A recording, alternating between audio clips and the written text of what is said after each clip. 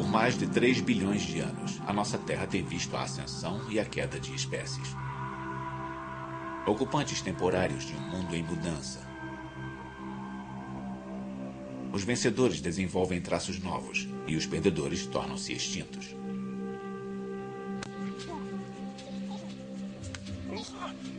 E então, há cerca de 5 milhões de anos, surgiu um animal cuja vida foi modelada pelo pensamento, bem como pelo instinto.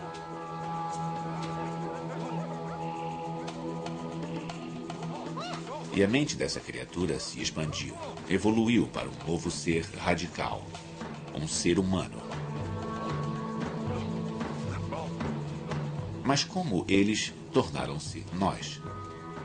Somente conhecendo-os, podemos conhecer verdadeiramente a nós mesmos e responder à pergunta mais importante de todas. Humanos. Quem somos nós? O nascimento da mente humana. Distribuição sinapse. Primeiro ato. Preparando o palco. Nós achamos que sabemos quem somos. Homo sapiens, a espécie mais inteligente e versátil da Terra. Muita coisa em nós é diferente dos outros animais.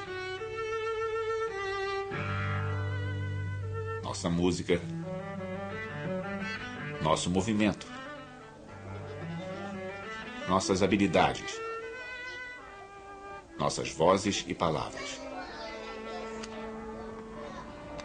Somos espertos o bastante para viver em qualquer lugar do planeta Terra e até para sonhar com viagens a outros mundos.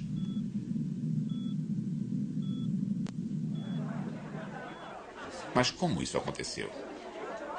Por que somos tão singulares? Cientistas começaram a desvendar o mistério.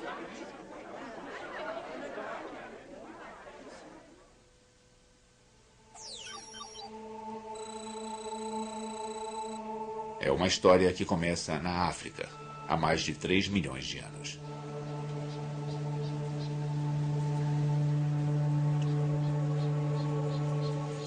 As selvas da África estão cheias de macacos primitivos. Seres que andam sobre 4 membros. Ninguém os chamaria de seres humanos. Mas há feras novas na área. Macacos que andam sobre apenas 2 pernas. Esta criatura nos dá um indício do nosso parentesco. E a espécie mais conhecida vem da África do Sul. Aqui ao meu lado direito está um antigo parente do ser humano chamado Australopithecus africanus, que viveu há cerca de 3 milhões de anos. Como podem ver, o nosso Australopithecus está de pé e tem as proporções do corpo bem primitivas, com braços relativamente longos e pernas relativamente curtas. Esta é uma razão pela qual é muito comum que paleontólogos chamem estes seres humanos primitivos de macacos bípedes. Os cientistas chamam isso de bipedismo. Começa com uma única família de macacos que carrega uma nova mutação genética. Genes que permitem que eles andem de um novo jeito. E floresçam. A evolução não é uma coisa que acontece por demanda. A evolução é um processo de seleção entre variações que surgem espontaneamente e sem uma razão particular.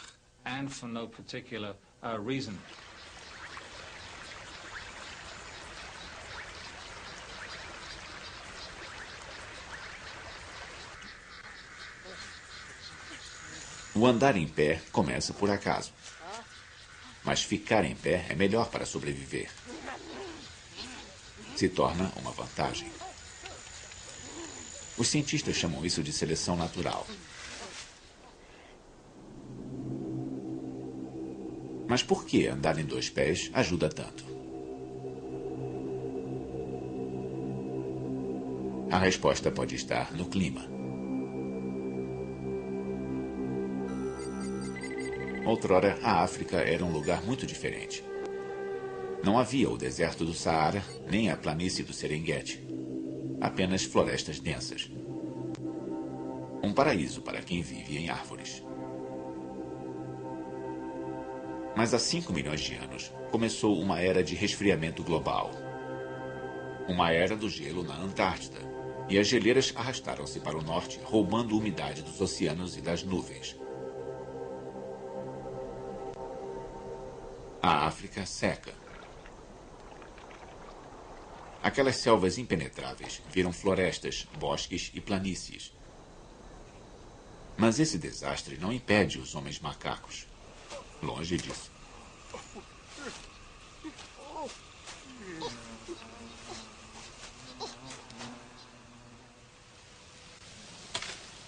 Pistas para o seu sucesso podem ser encontradas na África do Sul, em seus ossos fossilizados.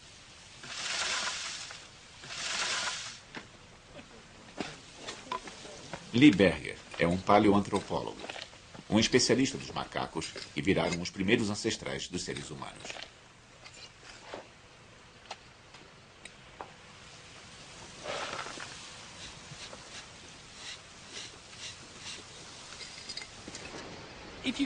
Se a gente pudesse entrar numa máquina do tempo e voltar uns 3 milhões de anos, o meio ambiente em que nossos pequenos australopitecos viviam não seria muito diferente do que se vê à minha volta agora.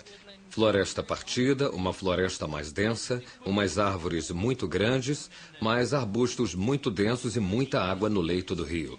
Nossos homens macacos passariam os dias se deslocando nesse meio ambiente, colhendo frutas das árvores, retirando coisas comestíveis do solo. Essa é a história da evolução humana. Adaptabilidade em muitos lugares diferentes.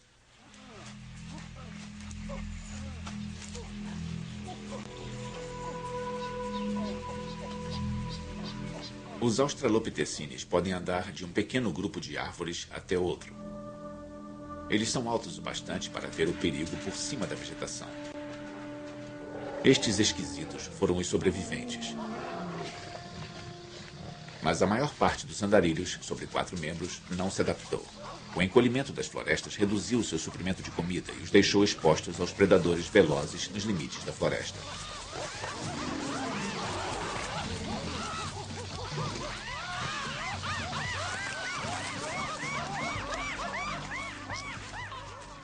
Muitos foram extintos. Os australopitecines tomaram florestas no leste e no sul da África.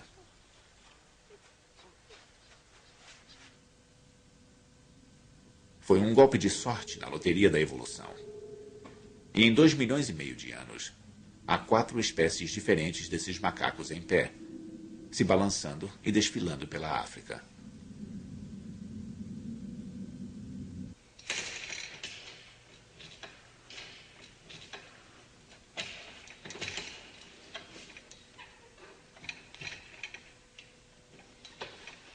Nossos corpos detêm a mesma característica.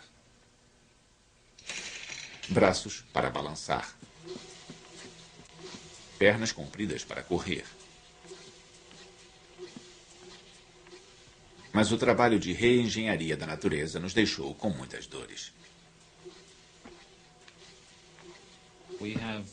Nós temos pés chatos, joelhos que se torcem, costas doloridas e todo um legado disso, de pegar um esqueleto essencialmente quadrúpede, um esqueleto de 4 pernas e deixá-lo de pé.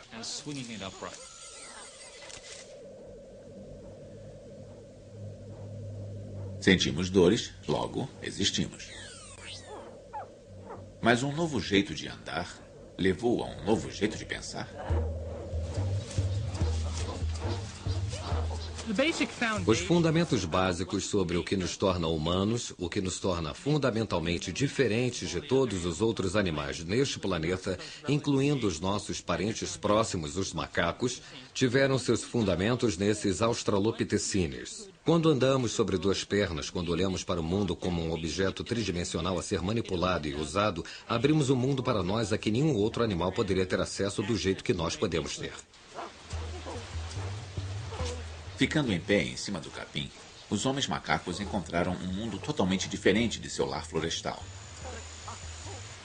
Mas eles perceberam isso? Seus cérebros não ficaram maiores. São do mesmo tamanho que o de um chimpanzé. Eles têm apenas 1/3 do tamanho do nosso. Mas às vezes, Tamanho não é tudo.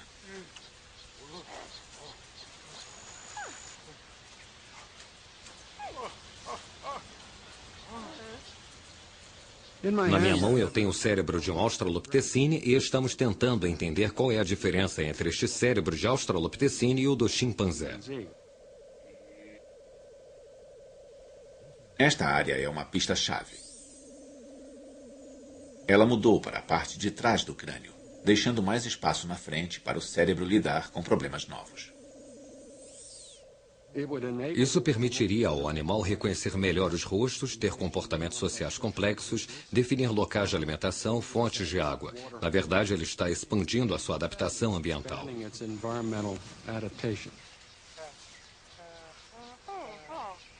As regras são claras e cruéis.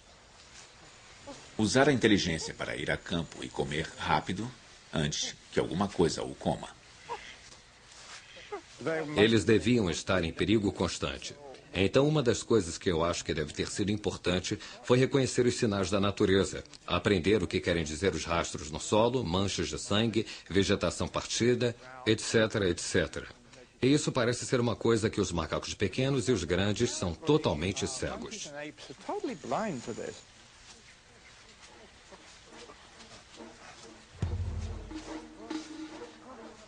Foi assim que nós começamos. Um punhado de mutantes genéticos se deslocando de suas árvores pelas planícies abertas. Uma aventura arriscada que leva a um novo tipo de cérebro em um novo tipo de corpo. E isto é apenas o início da história humana.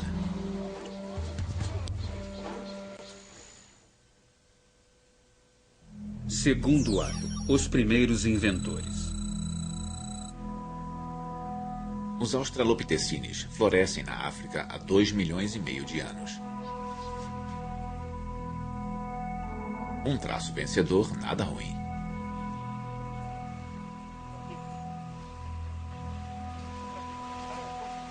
Mas então os homens macacos começam a morrer. E, de novo, eles podem culpar o clima.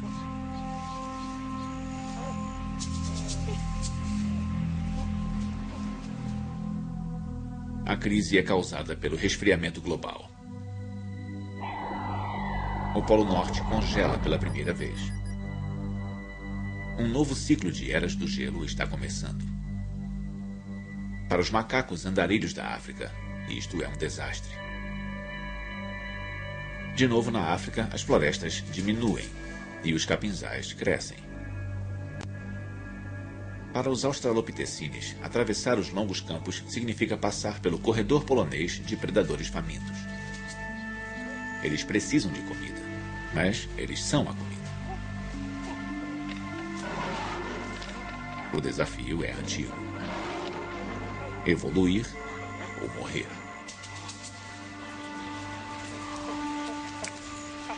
Felizmente aparece uma nova mutação entre os homens macacos. E surgem criaturas com dentes e presas imensas. Elas comem castanhas e raízes duras. Este vegetariano durão, chamado robustus, é estudado pelo paleoantropólogo Rick Potts. O que temos aqui com o Robustus australopithecine é o que eu gosto de chamar de a máquina de mastigar na história de nossa família. Esta é uma espécie muito bem sucedida que tinha jeito para se adaptar às mudanças climáticas da época, a secagem da savana africana. Era uma criatura adaptada à savana, um especialista em habitats, mas muito bem sucedido nos meio-ambientes daquela época.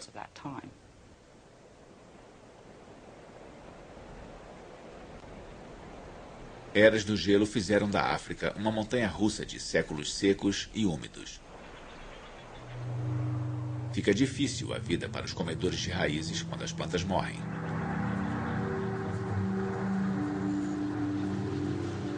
E após 1 milhão de anos, os robustos descobrem que se especializaram na comida errada. Eles morrem. Um beco sem saída evolutivo. Mas, por sorte, há mais de um jeito de evoluir para um homem macaco melhor. Quando os meio-ambientes mudam, há duas estratégias que podem ser usadas para a evolução dos animais. Uma é virar um especialista, se adaptar a uma faixa estreita e específica de habitats e condições, como a maioria das espécies hoje. O segundo modo é virar um generalista, que é expandir as opções da sua linhagem, diversificar o seu comportamento e ser capaz de viver em uma grande variedade de ambientes. Essa também foi uma estratégia bem-sucedida e importante, principalmente na evolução humana.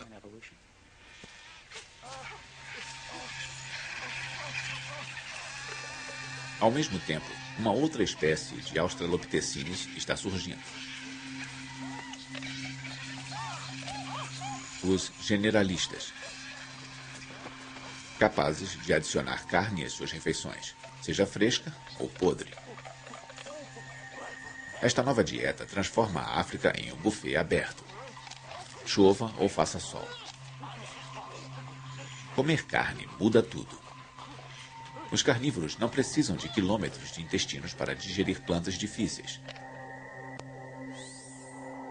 Suas tripas encolheram e sua caixa torácica se apertou. É o nascimento da moderna linha da cintura. Este povo macaco está evoluindo para algo totalmente novo.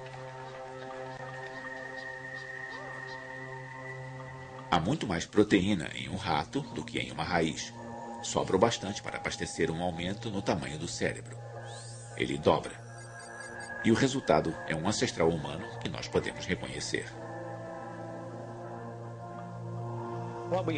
O que temos aqui é o Homo erectus. É o que eu gosto de chamar de a máquina pensante na história da nossa família. Então temos a máquina de comer e a máquina de pensar. E podemos ver que sua cabeça dá muito menos ênfase em comer os alimentos difíceis da savana que estavam disponíveis na época e é mais propícia a desenvolver um cérebro grande.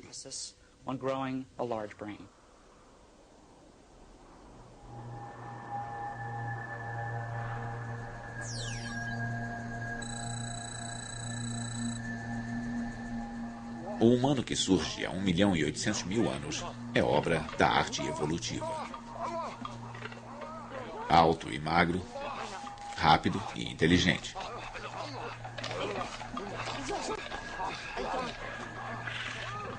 Um carnívoro que apoia-se em ferramentas para devorar suas refeições e em suas pernas quando os predadores tentam devorá-lo, fugindo mais rápido do que qualquer ancestral macaco.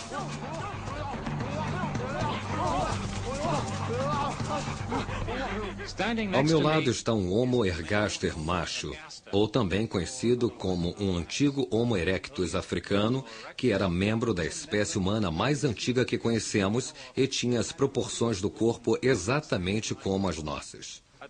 Eles tinham cérebros relativamente pequenos, com apenas metade do tamanho do nosso, mas um rosto reduzido e, em geral, pareciam muito mais conosco do que seus antecessores.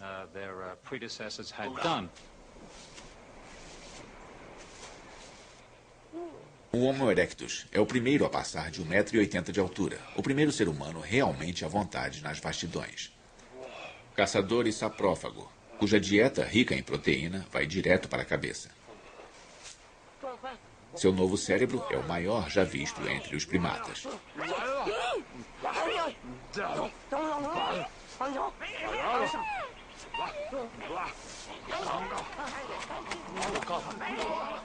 O Erectus ganha um cérebro grande por acaso, graças à sua dieta. E isso resulta em um mundo de novas possibilidades. Ele começa a quebrar pedras para cortar e fazer ferramentas. Homem macaco algum jamais sonhou com tais coisas. O Homo erectus desenvolveu a capacidade de arrancar pedaços grandes de pedras das rochas e seixos. Temos, por exemplo, esta aqui, que tem esta marca imensa onde foi destacada de um pedaço de pedra bem maior. E aí o Homo erectus usava uma outra pedra para tirar lascas, ficando muito afiada.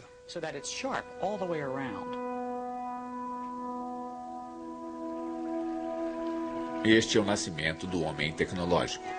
Um ser que faz e usa ferramentas para estender seu alcance sobre o mundo. Com estas ferramentas de pedra, os primeiros humanos como o Homo erectus tinham a capacidade de fazer tudo o que os outros animais podiam fazer com os dentes.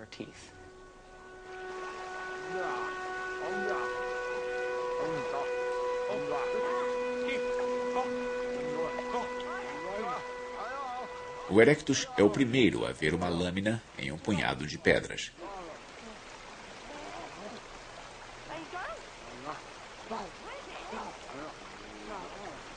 Para fazer essas ferramentas, o Erectus teve que entender como as rochas se quebram. Habilidades que se apoiam em um tipo especializado de inteligência humana totalmente novo, de acordo com o antropólogo Stephen Maiden.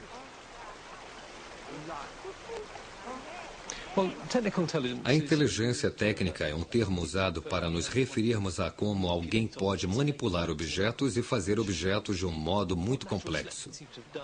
O que a seleção natural parece ter feito foi botar em nossas mentes um conhecimento intuitivo sobre física, cultura material, fabricação de artefatos.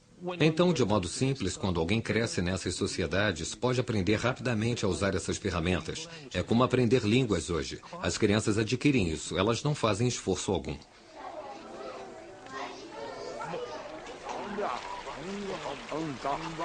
Podemos ver uma sombra de nós mesmos neste antigo prodígio das planícies africanas. Por exemplo, seus machados de mão parecem ter sido feitos por destros. Nenhum outro primata favorece uma das mãos em detrimento da outra. Na minha mão eu tenho o cérebro do Homo erectus. Esta é a parte frontal do cérebro. Esta é a parte traseira do cérebro. E além do seu óbvio tamanho maior, os dois hemisférios não são simétricos. Ou seja, o esquerdo na parte traseira é levemente maior e ele é levemente maior à direita na parte lateral. Nós achamos que isto tem a ver com a capacidade de distinguir direita de esquerda e nos dá a primeira evidência de destros no registro fóssil. Nossos corpos ainda se apoiam nessa divisão direita e esquerda. Isso permite que executemos movimentos complicados e tenhamos pensamentos além de qualquer outro animal. Nós achamos que os dois lados do cérebro fazem coisas diferentes. Por exemplo, se eu tento escrever uma frase, provavelmente estou usando mais o meu hemisfério esquerdo do que o meu hemisfério direito. Por outro lado, se eu estou pintando um quadro e tentando dar emoção e contexto a ele, é muito provável que eu vá usar o meu hemisfério direito para conseguir isso.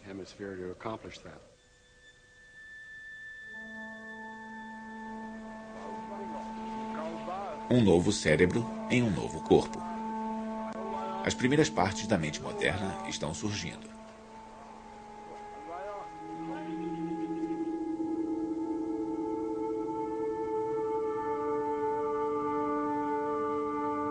Com o Erectus, estamos a mais da metade do caminho que nos separa dos macacos. Mas nós devemos uma outra nova habilidade ao Erectus, uma que vai mudar o mundo. Terceiro ato, a mente social. O Homo erectus apoia-se em mais do que ferramentas para sobreviver nas planícies hostis e famintas da África. Ele é parte do cardápio africano e descobre que está mais seguro em grupos. Mas se aproveitar disso, requer um novo tipo de inteligência. Ter uma inteligência social, ser capaz de trabalhar com sucesso com outros, dar atenção aos problemas dos outros e aos seus sentimentos e suas emoções é muito importante para um grupo social bem-sucedido. A inteligência social é todo um pacote de habilidades mentais que permitem que alguém sobreviva e compita com sucesso dentro de um grupo.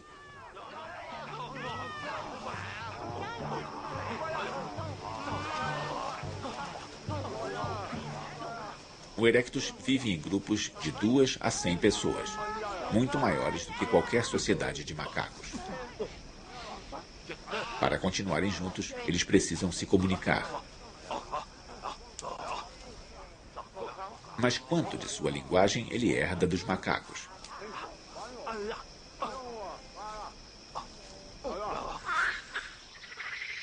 Para os macacos, grandes ou pequenos, os gritos eram usados para avisar sobre um perigo iminente ou para fazer propaganda de sexo. Um chimpanzé pode indicar por algum grito que está com fome ou que está irritado com um de seus colegas, ou pode emitir um som indicativo de que há comida por perto e que os outros devem vir e compartilhar.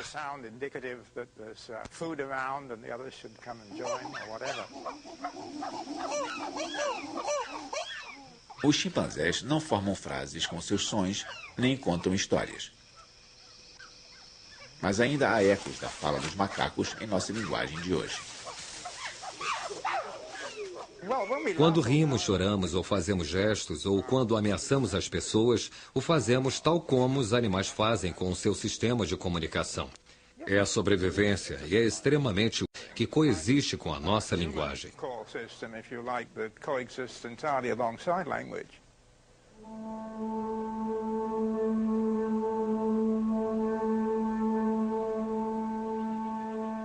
Enquanto grupos de Homo erectus vêm e vão, perambulando e se agrupando, eles evoluem para além da comunicação emocional, até a primeira linguagem humana primitiva.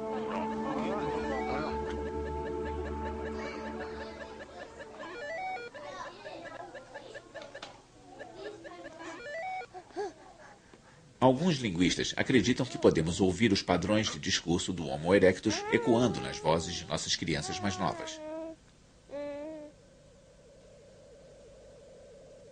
Como a maioria dos mamíferos, o erectus e os filhos do ser humano moderno nascem com laringes altas. Isto restringe o alcance dos sons que eles produzem, causando o que chamamos de falar como criança. As crianças modernas crescem sem isso.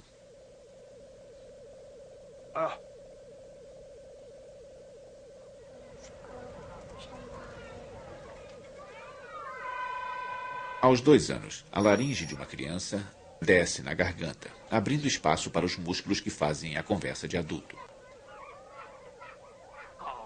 Mas para o erectus, o falar como criança pode ter durado uma vida. Mas sobre o que eles falavam? Quando vemos como usamos a linguagem hoje, a maior parte é fofoca. Falamos sobre relacionamentos sociais. Eu acho que há um bom argumento de que o nosso amor pela fofoca hoje é uma ressaca evolutiva e nos diz para o que a linguagem evoluiu originalmente. Esse elo com a conversa fiada é intrigante, mas o linguista Derek Bickerton acha que o Homo erectus tinha assuntos mais urgentes em mente. Eu sei que é uma escola de pensamento que alegava que a linguagem se desenvolveu para que os homens pudessem saber o que suas esposas estavam fazendo quando eles estavam fora caçando. Aí eles voltavam e suas mães diziam: "Ah, bem, enquanto você estava fora, sua esposa estava dormindo, etc, etc." É preciso muitas palavras para dizer isso. Não se pode dizer isso no nível básico.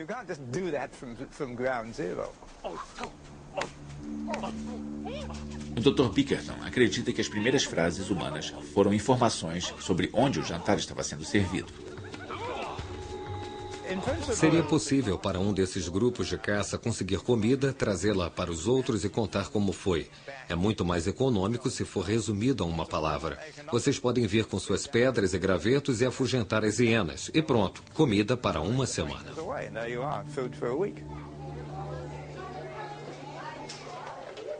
Os linguistas chamam esta forma simples de discurso de protolinguagem. É bem provável que nos estágios iniciais do desenvolvimento da protolinguagem, o Homo erectus usasse o mesmo tipo de expressões de 2 palavras que as crianças muito jovens, as de menos de 2 anos, usam.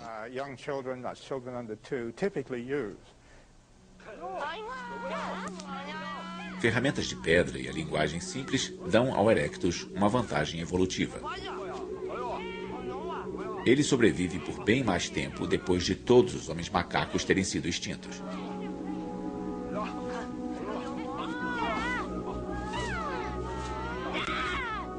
E há 1 milhão de anos, o erectus enfrenta a sua própria crise climática. Uma grande série de eras glaciais, durando 90 mil anos de uma só vez, secou a África, criando as grandes savanas que conhecemos hoje. Mas há também décadas de clima de vapor úmido alternadas com a seca e o frio.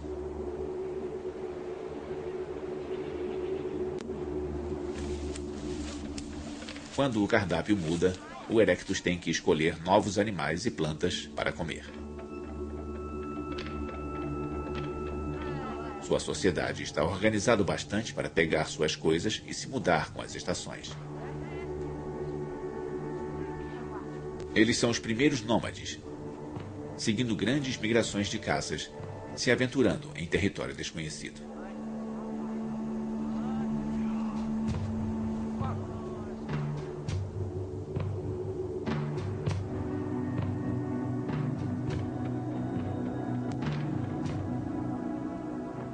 Século após século, alguns bandos pequenos foram para o norte, para fora da África e através da Ásia, movidos pela fome e pela curiosidade. É o nascimento do desejo de viajar.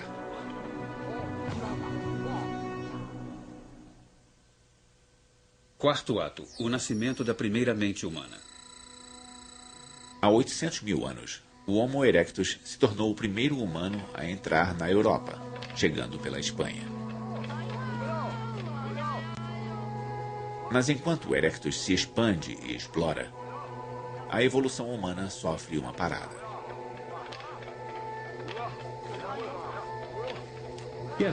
Durou muito tempo a presunção de que a evolução é um tipo de processo linear e que se os nossos ancestrais remotos tinham cérebros menores e nós temos cérebros maiores, então nas épocas intermediárias deve ter havido um processo lento de aquisição de aumento de inteligência. Um exame mais apurado mostra que não é esse o caso. A evolução tendeu, como todas as outras formas que conhecemos, a tomar um tipo de curso episódico.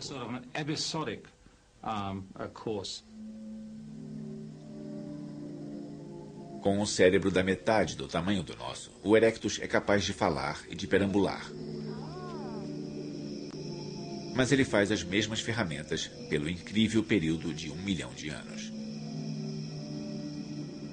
Hoje, a tecnologia muda a cada dia. Mas para o erectus, a inovação é literalmente impensável. Uma parte da mente humana moderna não está lá. Mas isso vai mudar na Europa durante a Era do Gelo. O erectus encontra um mundo muito diferente de seu lar africano. Ele enfrenta a extinção na neve.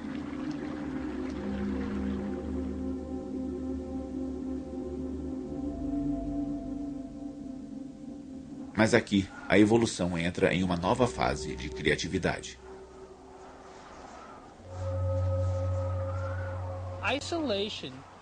O isolamento pode ser uma vantagem seletiva, permitindo que certos aspectos se sobressaiam em uma população e que essa população se expanda quando acabar o isolamento. Há muito espaço na Europa para ficar isolado e para aparecerem novas raças de humanos. O tamanho do cérebro começa a crescer. Primeiro, há cerca de 500 mil anos, e depois, por volta de 200 mil anos atrás, um cérebro tão grande quanto o nosso, em uma criatura chamada de Neandertal.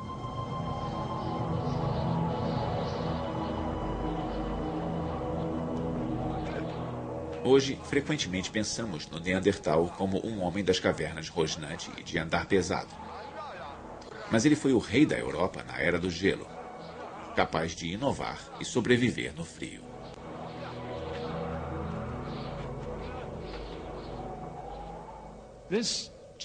Este cavalheiro aqui à minha direita é o Neandertal. Como podem ver, ele é um pouco mais baixo do que eu, o que é muito típico dos neandertais europeus do período, mas tinha uma estrutura corpórea essencialmente moderna, embora seus ossos fossem muito pesados e suas juntas bem rangentes.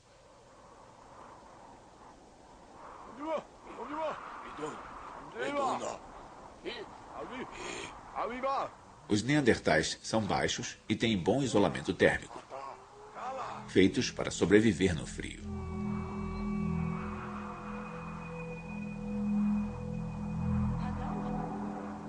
Mas eles precisam enfrentar mais do que só o frio.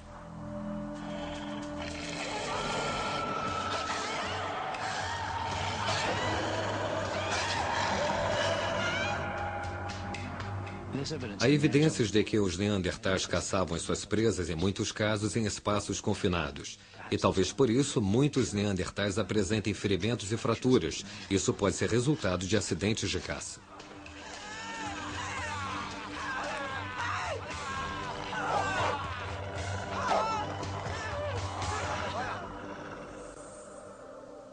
Mas como eles pensavam? Os esqueletos mostram muitas fraturas curadas, sugerindo que homens e mulheres com ferimentos terríveis podem ter sido mantidos vivos apesar de suas incapacidades. Evidências de que suas mentes eram capazes da compaixão.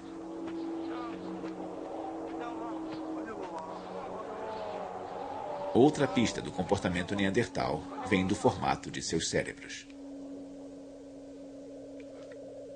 Se olharmos o cérebro do Neandertal, todas as estruturas que vemos nele são quase exatamente as mesmas que vemos no cérebro humano moderno. Em outras palavras, não vemos diferenças essenciais entre o cérebro Neandertal e o cérebro humano moderno.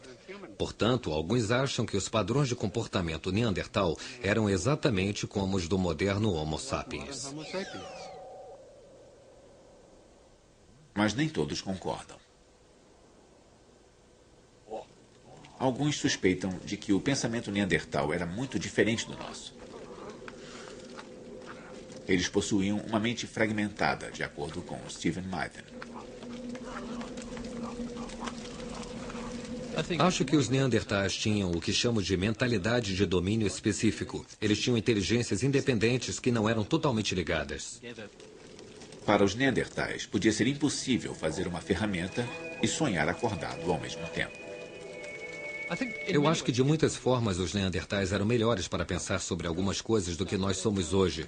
Acho que seus poderes de concentração deviam ter sido imensos. Quando estavam fazendo as ferramentas de pedra, não se distraíam, eles só faziam ferramentas de pedra. Os neandertais viveram tão recentemente que muitos cientistas acreditavam que eles deviam ser nossos ancestrais diretos. Uma teoria que agora pode ser testada.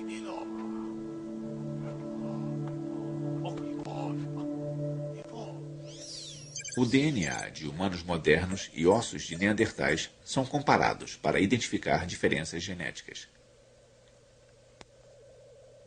Entre humanos e neandertais, houve 27 diferenças, muito mais do que encontramos normalmente quando comparamos um humano a outro.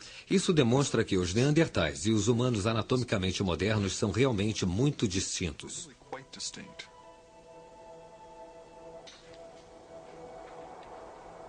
A velha teoria estava errada.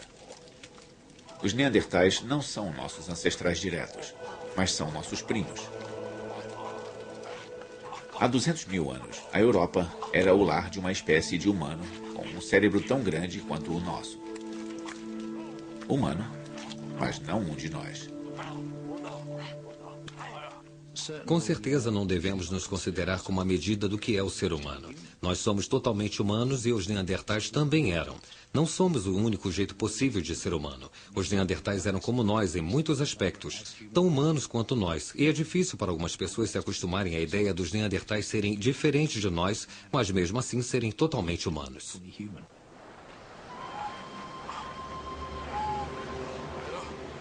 Então, de onde veio a nossa espécie e por que nós evoluímos? Este é o próximo e maior enigma na história humana.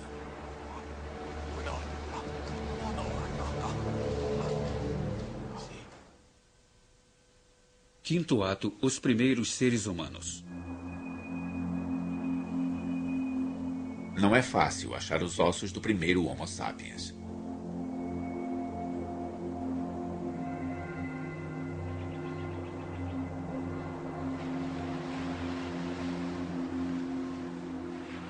Até agora, a evidência mais antiga vem de uma caverna à beira-mar, perto da cidade do Cabo, na África do Sul.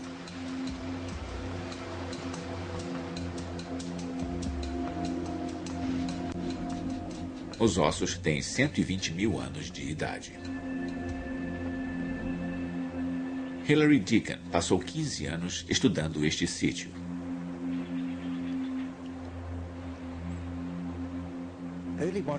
Os primeiros humanos são diferentes de seus predecessores por terem uma testa muito mais vertical, por terem queixo e vários aspectos cranianos anatômicos.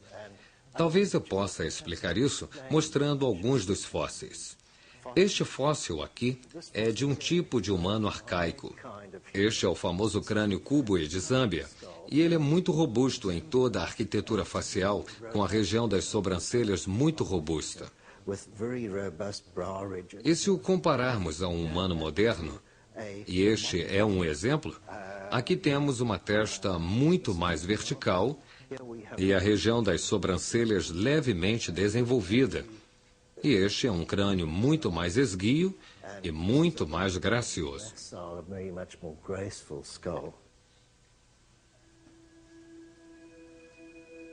Em fragmentos de ferramentas e ossos, os pesquisadores procuram pistas da estrutura da sociedade humana.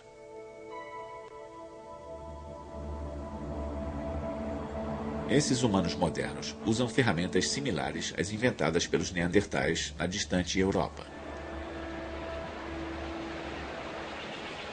Lanças e lâminas de pedra garantem uma dieta regular de focas, pinguins e peixes. Mas os cientistas duvidam que esses sejam os primeiros humanos.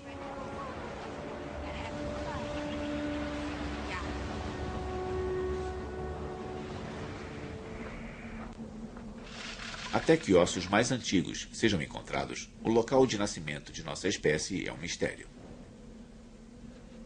Duas ideias surgiram. A primeira é chamada de teoria saído da África. Se for verdadeira, todos nós começamos aqui, em algum lugar das vastas planícies da África.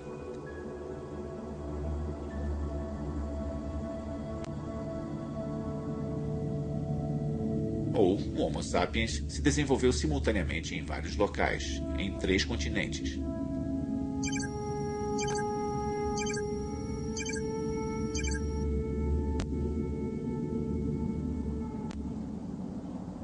Por essa teoria, alguns neandertais na Europa evoluíram para formas modernas. Na Ásia, o Homo erectus também fez a transição para um cérebro maior.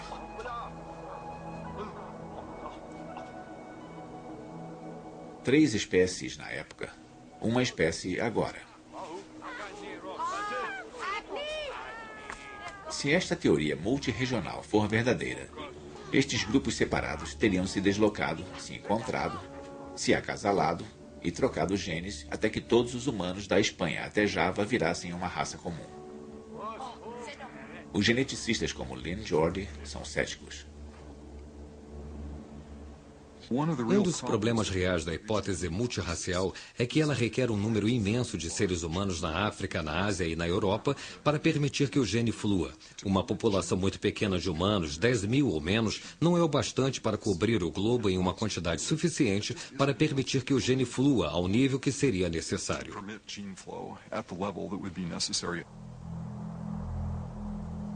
O mundo era grande demais e nossos ancestrais estavam muito espalhados. Mas novas evidências genéticas podem ser capazes de resolver o enigma de nossas origens e de explicar como um minúsculo grupo de ancestrais poderia ter sido a semente dos humanos que conhecemos hoje. Analisando o DNA de gente do mundo inteiro, os geneticistas podem calibrar um tipo de relógio evolutivo. Eles procuram mutações, mudanças aleatórias inofensivas em nosso DNA, que se acumulam com o tempo. Quanto mais antiga é uma raça, mais mutações ela deve conter. Os resultados são surpreendentes. Todos de fora da África têm um perfil genético muito similar, apesar das diferenças superficiais.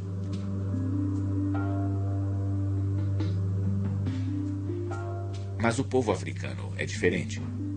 Seu DNA contém uma variedade muito maior de mutações.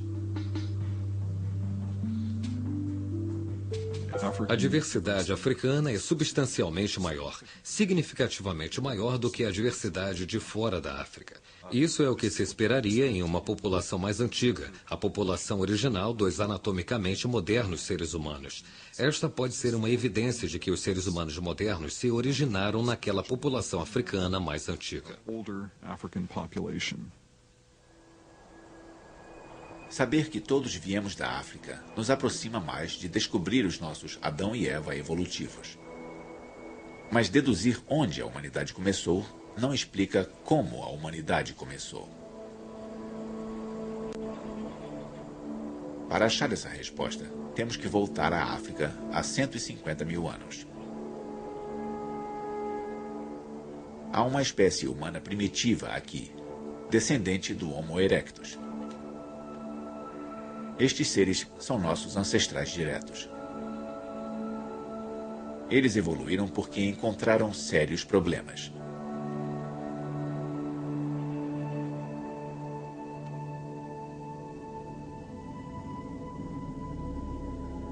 A Europa estava sob um frio profundo e a África estava tomada pela seca.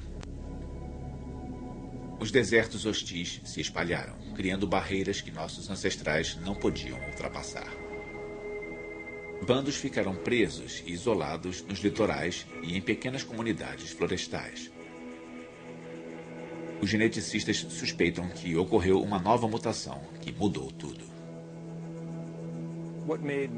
O que tornou os modernos humanos especiais tem a ver com as nossas habilidades mentais. E isso foi provavelmente um novo fato mutacional que aconteceu. E aconteceu em um certo lugar e em um certo tempo. E aí, provavelmente, houve essa pequena mudança genética.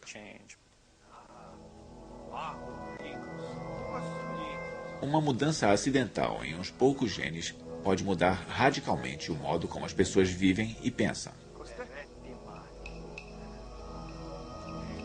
Seria uma mudança na tecnologia básica que eles usavam, talvez uma mudança no sistema social e, é claro, também pode ter sido uma mudança na biologia, na forma do corpo, ou talvez até uma mudança no modo como o cérebro operava.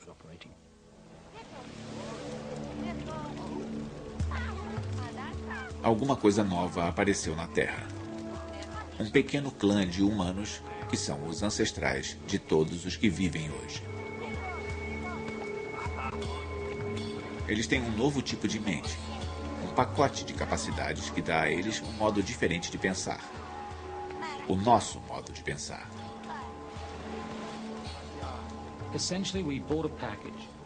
Essencialmente, nós compramos um pacote. Exatamente o que era esse pacote nós não sabemos ao certo, mas ele tem muitas dimensões que ainda estamos descobrindo.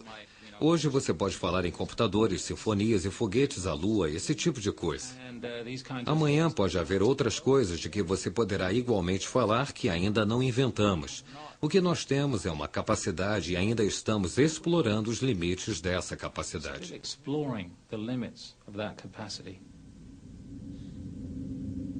A nossa espécie e a nossa mente levaram 5 milhões de anos para evoluir. Durante a maior parte da história, fomos homens com aparência de macacos. Mas então, quase no último minuto, os primeiros humanos realmente inteligentes aparecem como neandertais e, um pouco depois, como nós mesmos. Os primeiros Homo sapiens são a mais jovem das espécies humanas. Mas eles não estão sozinhos. Na Europa, os neandertais continuam sua luta para sobreviver na Era do Gelo. Na Ásia, o Homo erectus ainda está se fortalecendo.